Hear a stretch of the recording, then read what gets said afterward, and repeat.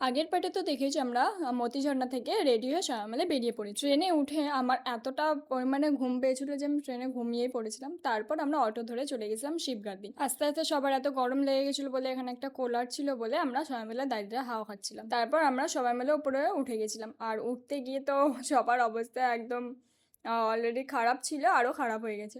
তারপর আমরা মন্দিরের ভেতরে ঢুকে পড়েছি। আর এই যাওয়াটা নিয়ে আমার দুবার শিবগাদ্দি যাওয়া হয়েছে, কিন্তু আমরা একদম ওপরে উঠিনি কোনোদিন। তাই আমরা 4-5 জন মিলে আমরা ঠিক করি যে আমরা পুরো একদম শেষ মাথা অবধি উঠবো। উঠতে তো ভীষণ কষ্ট হয়েছে, আমি তো একটু করে উঠছি আর বসছি, কিন্তু আমরা একদম শেষ অবধি উঠেছিলাম, যেখানে একটা পুরো গ্রাম টাইপের আছে। আমরা ভীষণ মজা করে উঠেছিলাম, সেজন্য সেরকম কিছু হয়নি। তারপর নিচে এসে এত খিদা পেয়েছিল বলে একটা জাস্ট একটা লাভ বাইট কিনেছিলাম আর একটা আইসক্রিম কিনে আমরা ওখান থেকে বেরিয়ে পড়েছিলাম। আর একটা মন্দির যাব সেই উদ্দেশ্যে আমরা তাড়াতাড়ি শিবগাদ্দি থেকে বেরিয়ে গেছিলাম, কারণ আমাদের তারপরেই ট্রেন ছিল। তাহলে দেখা হচ্ছে পরের পার্টে।